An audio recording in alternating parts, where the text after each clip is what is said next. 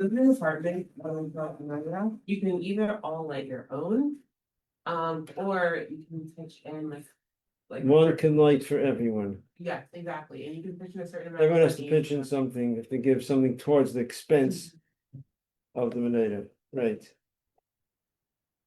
Technically, you could have actually, you could transfer acquisition of the oil. That's what that one of the girls could actually buy everything and then transfer it to everyone, and it should belong to everyone else. But then that would mean you have to pick it up. So it's a little more, you have to know what you're doing. Can't just start giving it. I must have picked it's something. It's easy just to give a quarter something. Then, but I'm saying in theory, everyone could just you give it. Okay, it belongs to everyone. Then, but then they have to pick it up. This becomes theirs. It doesn't become yours by someone saying, "Oh, this." If I say my pen belongs to you, it doesn't become yours until you actually pick it up. So they have to actually pick it up. Okay. Then you travel to another city. And it's the time to light the menorah, different neighborhood. What's the difference between if you're in your own neighborhood or a different neighborhood when it comes to time of lighting the menorah? There's a difference. We discussed the difference if you're in your own neighborhood or a different neighborhood. Anyone remembers this? So the difference is if you let's say it's a time to light the menorah and you're let's say in Crown Heights, you live in Crown Heights, it's time to light. So you have to go back to your house and light the menorah. You can't just stay in your friend's house and have a Hanukkah party there and eat there and light there. It's not your house. You have to light in your own house. You have to light in what's yours. It's not your place. But if you're in a different neighborhood, that's different. So even though it's not your place, but Chacham don't want to bother you to go all the way back and forth. Now you're there and you're eating there. So in other words, it's not just that we're allowing you to light a place that's not your house, but the point is because you're actually eating there, so it sort of in a sense becomes like your place in a certain way for now.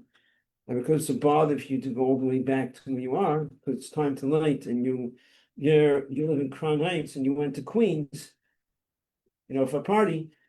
So you can light over there, light slash hearing the brachas, being by menorah lighting, to the same idea, being gaitza with someone else, and then again, if you're being gaitza in a different house, then you have to participate at the expense of the menorah,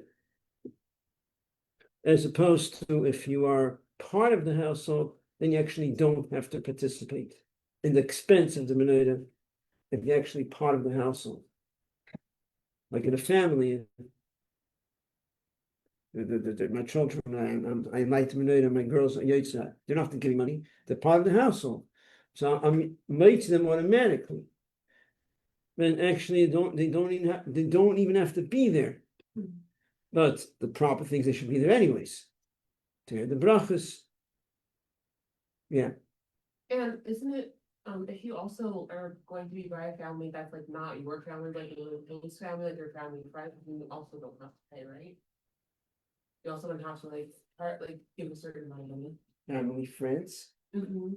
Like they're not your family per se, like not biologically related to you, but they're like person you always have a Shabbos meal by, like. You don't live there. Yeah, no, you don't live there. You're there for like you did just for a time. Then you do have to participate. You're saying you don't. You do. No, you have to participate monetarily. Yes, for sure you have to participate. The only time don't you have to participate if you're part of the household. In other words, you're part of the family, or you live there permanently. That's your place. You're living there full time. Let's say you're a boarder in someone's house. You live there all the time, not just temporary. You're there full time. You're a boarder. You live there. You eat there. You sleep there. This is like your house. Then you don't have to participate because you're included, because you live there permanently, so you become part of the household. Then you don't have to participate. Participate in the expense. Still, the proper thing is to be by the menorah lighting. One reason is just to be there. It's a proper thing to have more people there to publicize the miracle. The other reason is because if you're not there, and then you don't hear the brachas, that means then if you walk outside and you see the Menorah, there is an opinion that says that you actually have to say a bracha, she'asa nisim laviseinu b'yomei mizman hazeh. There's three brachas.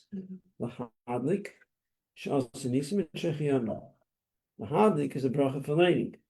Now you're not lighting. But it's bracha she'asa nisim, which means that you did miracles to our ancestors. There's an opinion that says that if you see the Menorah and you haven't heard the blessings by the candlelight and you weren't there, now you have to say a bracha she'as nisim laviseinu. There is an opinion. It's not halach, it's an opinion. And therefore, we want to avoid any questions, any doubts. We don't want you to be in a situation where you see the Menorah and, it could be you have to say a bracha, it could be not. So now you're not going to say because you're not sure. Sure, you're not going to say because you're not sure. But it could be you need to say you're in a situation where it's questionable if you have to say a blessing or not. It's not l'chatchila a good situation, right? No, in terms of halach, it's not the best situation to be where I'm not sure if I should say a bracha, so I'm not saying a bracha. Sure, the right bottom line is you're not going to say the bracha because you're not sure if you say the bracha or not. But it's proper thing is not to be in a question of doubt whether, because could be you do have a responsibility, and now you're not doing what you should do. So even though in actuality you're not actually doing anything wrong, because the right thing is when it's questionable, you don't say the bracha, but it's not the healthiest situation. In other words, spiritually, in terms of unifying the mitzvah, doing the mitzvah properly, it's not the best situation because it could be you do have to say bracha and you're not saying a bracha.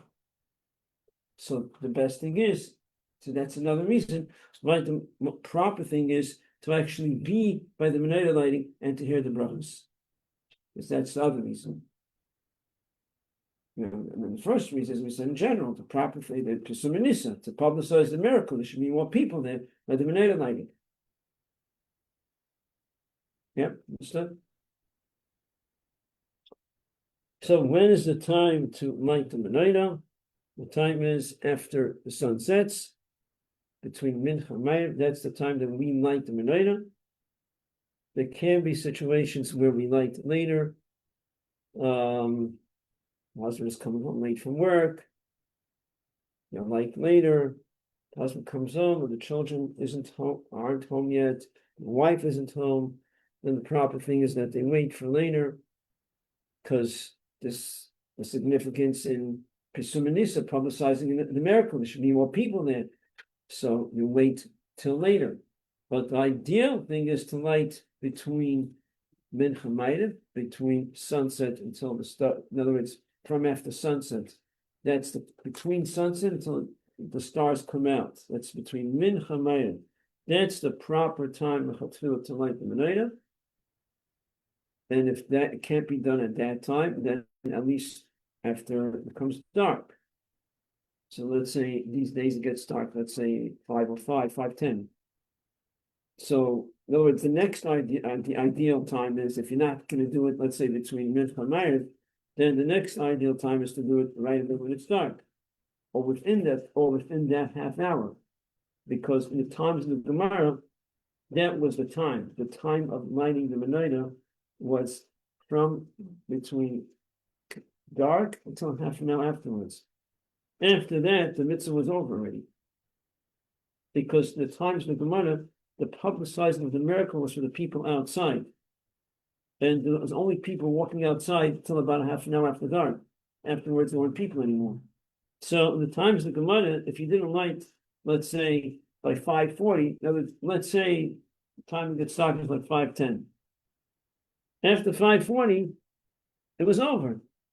There's no mitzvah anymore. The times of the Gemara. But these days, because the mitzvah is the mitzvah of publicizing miracles for the people indoors, the mitzvah goes later also. But l'chatchila, it's more proper to light earlier, because that's really the time that it was the time of the Gemara.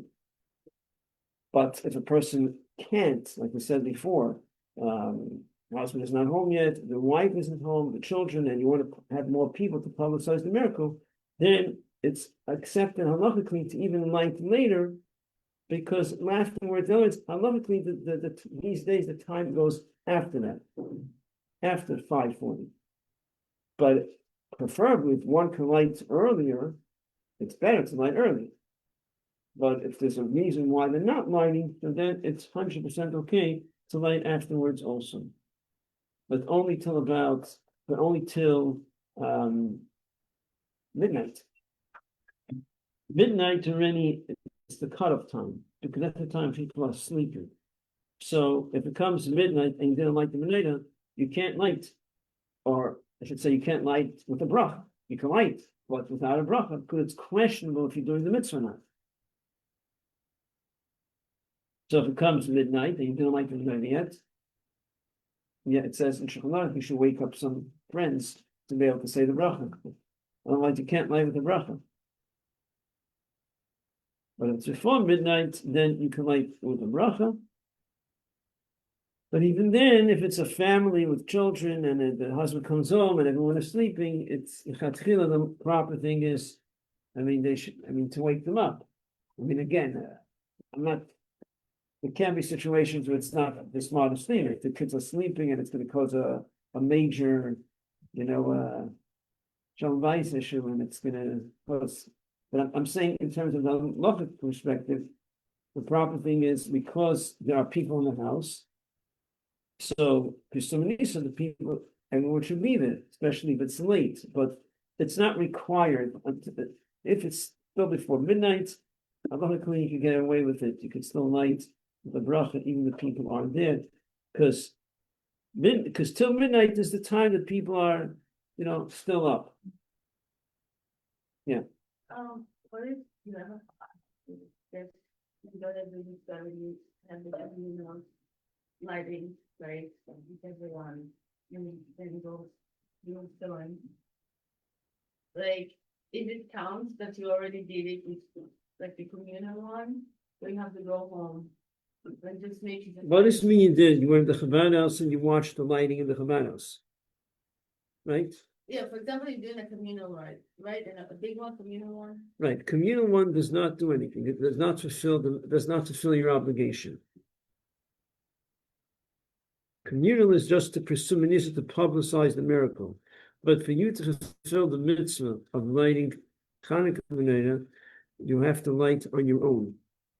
You can hear from someone else, but it has to be in a house. It has to be not in a public place. It has to be in your house, as we discussed before. Not in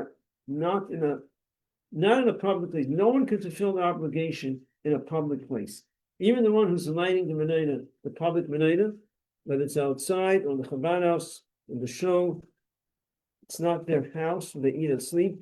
Even those who light themselves do not fulfill their obligation. Only fulfill the obligation if they do it inside the house, as we've discussed till now.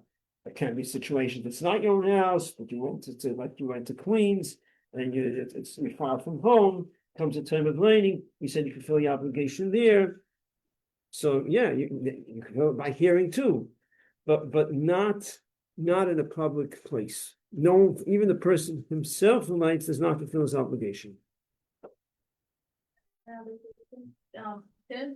Like with what candles or Doesn't have to be oil. It doesn't have to be oil, but preferably should be oil.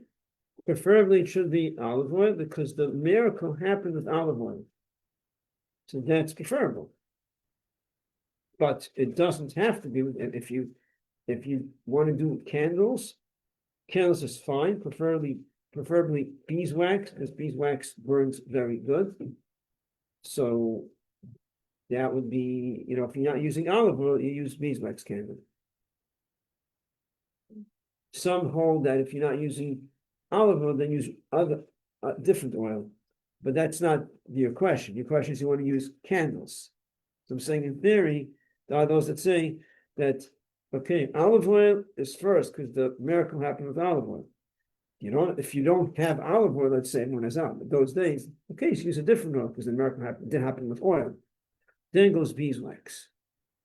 But So yes, he's saying if you want, but if you don't use olive oil, you can use candles, beeswax. That's better. I mean, the candles they sell in the stores that the kids use is not beeswax. It's good, but it's beeswax is preferable because it's a nicer light. It's a cleaner light. So that's preferable. Okay. Yes. The candles have to burn for 50 minutes, right? Or 50 minutes? The candles have to burn, halachically they have to burn till half an hour after dark. Right. Mini Chabad is 50 minutes, So, but minimal, but even if you're lighting earlier, the minimal time is till half an hour after dark. so That's the minimal. are there candles that do burn for 50 minutes that aren't the really big ones, or is it like only the bigger ones in olive oil will actually? That's like practically speaking. Like, can you, like, is it like the small ones are not gonna burn for 50 minutes, right? No, the Hanukkah candles they sell in the stores now, I think it says in it's 45 minutes. Look at the box. They used to have the very cheap ones. Now they have a better one that it says it burns 45 minutes, which possibly burns even longer, but they write 45 minutes. But it has to burn till half an hour after dark. That's the minimal time.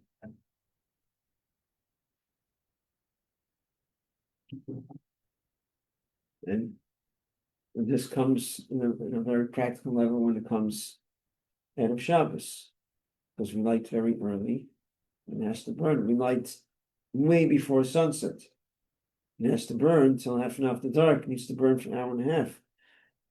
So then when you're lighting especially with children and they're using candles, you have to make sure that they're not using the regular candles, which is 45 minutes, because at least one of the candles has to burn the required amount of time.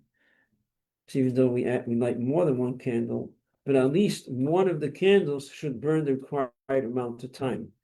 So I always make sure with my kids when they were using candles, that's to take one bigger candle. Now the thing is, you want them to be all the same height. So you can use, if you say this year, the night of Friday night is already the 6th, maybe the 6th light. So if you can have one taller candle, then it's not ideal because the menorah has to be set up in a way where it can't be in a circle, it has to be straight, it can't be zigzag, because if you do it zigzag, you might make it in a circle. Why can't you put the candles in a circle? Because to put in a circle, you can't necessarily tell how many candles is tonight. Because if you look a little further back, and you see candles in a circle, it looks like a flame almost, and you don't really see right away how many candles is being lit. Don't need to get a clear vision of how many candles is lit when it's in a row.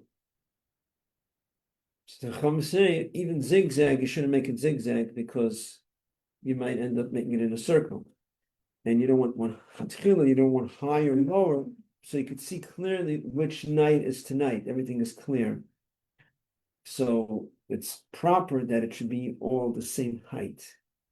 Also, the shamish is the shamish that you light with. You don't want the shamish to be too close to the candles because then you cannot tell what's tonight. Many times the kids come, they're doing arts and crafts. They come from school to menorah, and they put the shamish in the middle, and the shamish is supposed to be a little higher, so they take a little cap or something, and it's like a quarter of an inch higher. Okay, maybe I'm exaggerating. Maybe it's a third, whatever. It's very, but so you have 4 candles on each side. The shamish in the middle. The shamish is slightly higher, but candles don't burn the same. They don't burn the same levels, fast or slow. So what happens is, so let's say the 5th night, and it's starting to burn down, and the shamish is in between. The shamish is not too much further from the candles than candle from candle.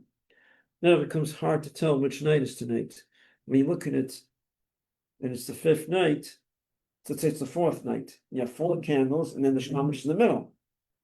So 5 candles burning, right? So it can look like it's the fifth night. Now, the issue is not that, oh, I know it's tonight. I know it's the fourth night. That's not the point. The point is the lighting to publicize the miracle, to publicize how the miracle increased every single night. The jug of oil burnt one night, 2 nights, 3 nights, 4 nights, 5 nights. We want that when we look at the Menorah, we should be able to see, oh, tonight is the fourth night. And when you have the Shamash in the middle, and the Shamash is just a drop higher, that's not proper. I mean, we're not going to say that they're not performing the mitzvah. We're not going so far to say that, but it's not a proper setting because you have to be able to look and right away notice what's tonight. So you want the shamash should be higher, much higher. I don't mean extremely higher, but it should be noticeably higher so you could tell what's tonight. You could tell tonight is the fourth night. That's why we said before, for Friday night, they can't use the regular candles. So we're going to use one of the candles has to burn longer. But if one of the candles is going to be much taller, then again, it could become confusing. You could think it's the shamash.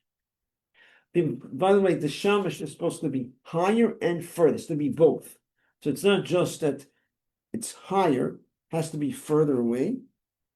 Really, if it's further away, it's good enough. It doesn't necessarily have to be higher to start with. No, for the purpose of knowing, being able to notice how many candles tonight has to be further away. The reason why it has to be higher also is a different reason. The reason why it has to be higher because you're not allowed to benefit from the menorah. You can't benefit from the light of the menorah because one reason is because this represents the candles, the menorah and the Beis Hamikdash, which you're not allowed to benefit from.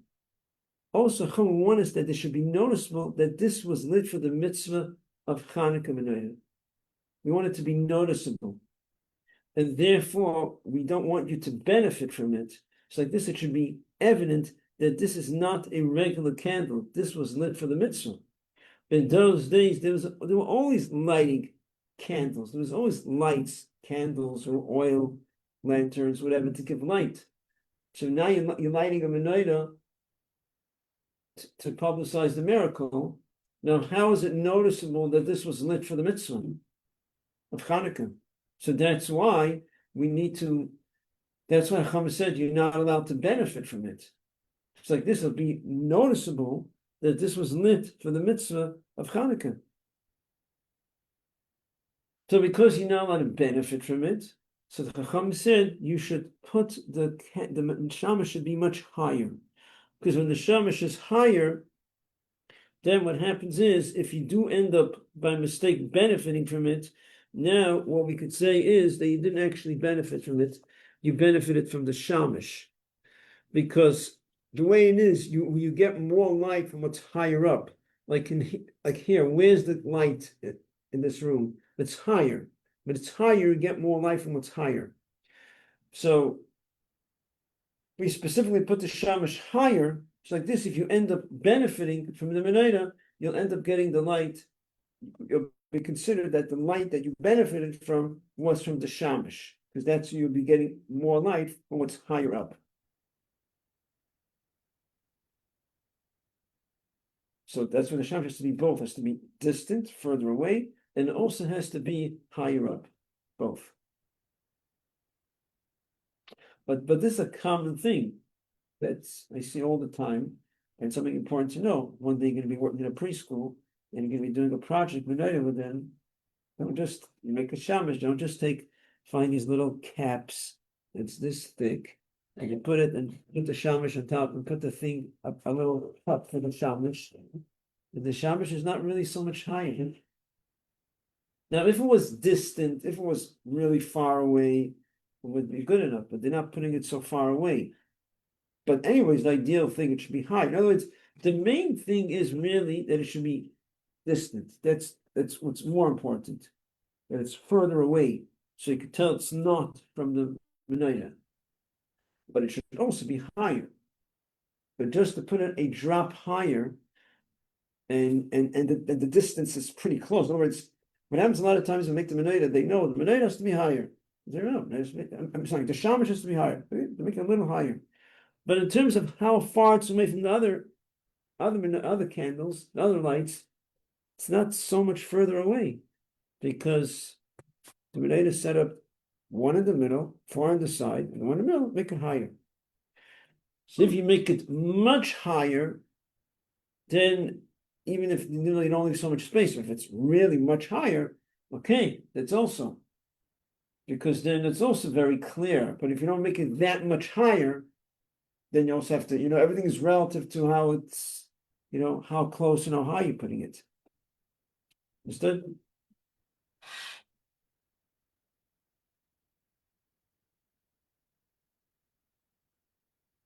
Okay, so let's see what else we need to discuss regarding the halachos of Chanukah.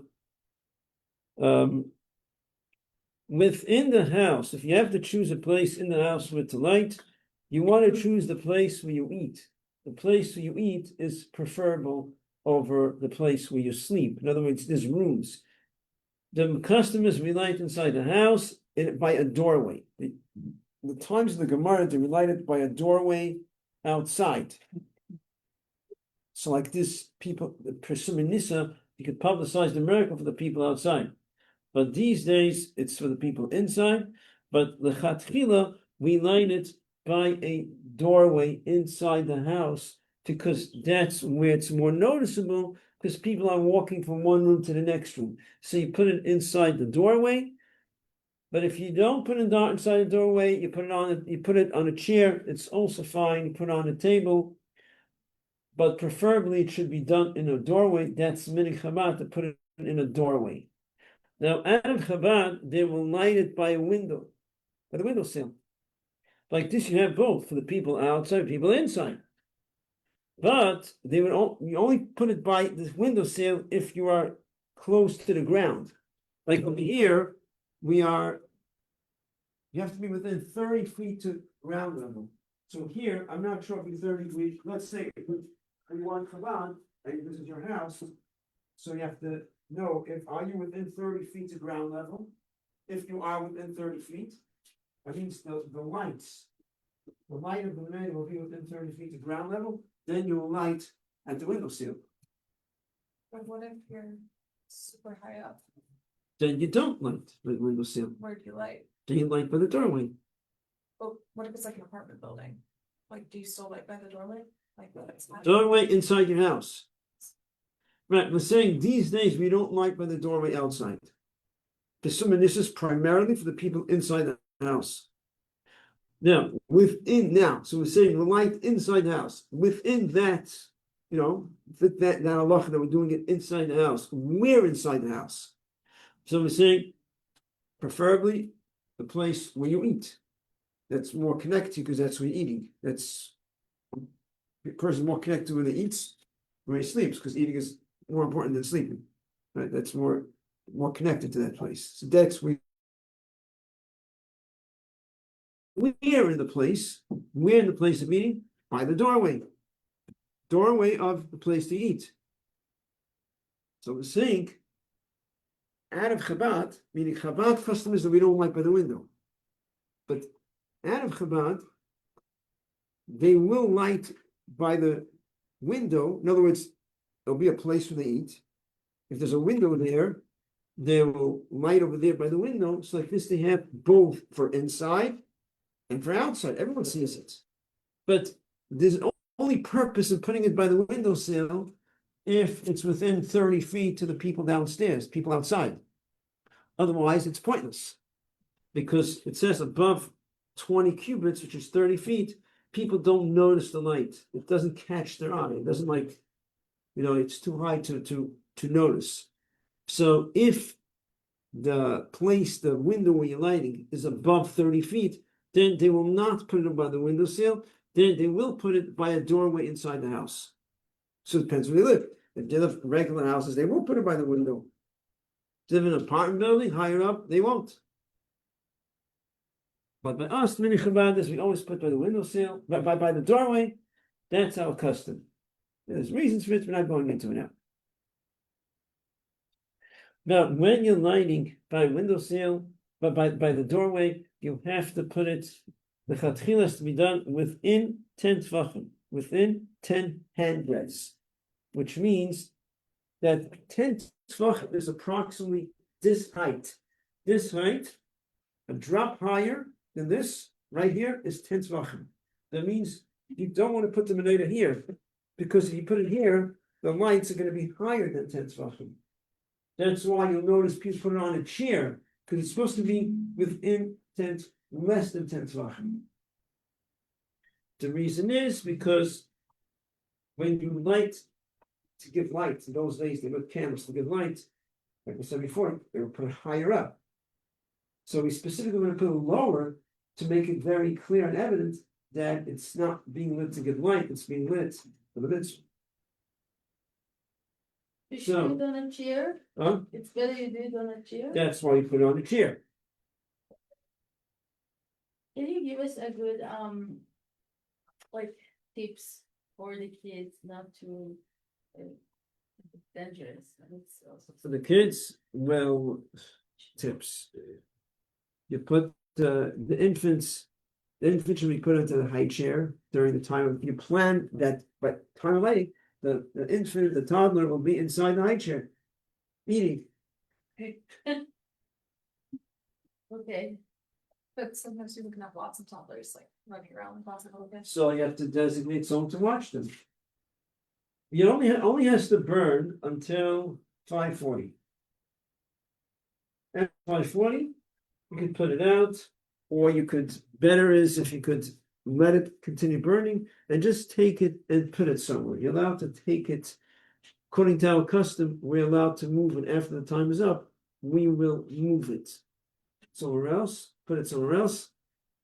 Some hold that you shouldn't, but our custom is that we go by the opinion that says you could move it after the time is up. You could move it. Now, another halacha is that you're not allowed to benefit from the light of the menorah. You can't benefit from it. We mentioned that already. We mentioned you can't benefit. But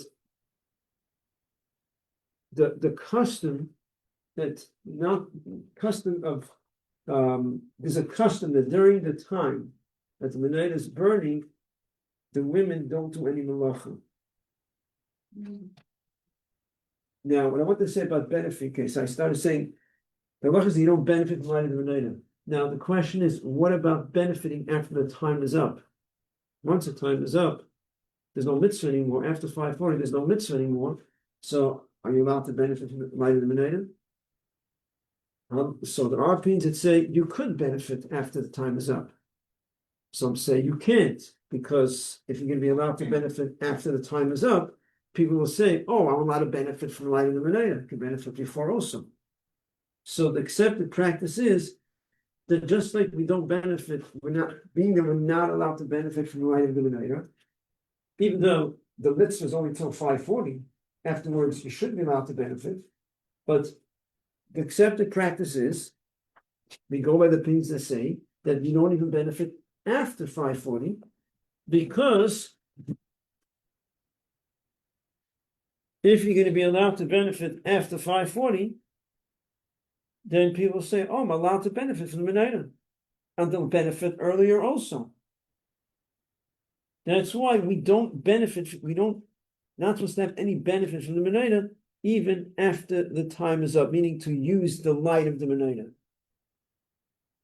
Now, there's a custom that women do not do work during the time of the menorah, and that custom is only during the actual time of the mitzvah. Until 5:40, then it should not do any work.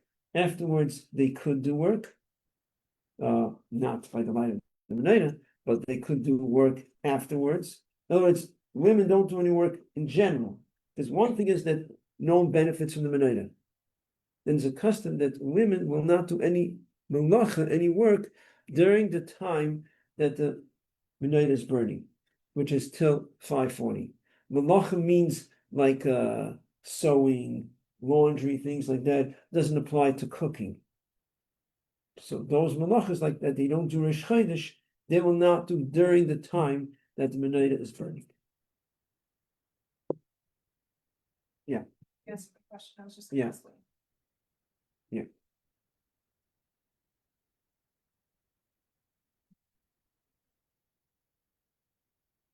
Any questions?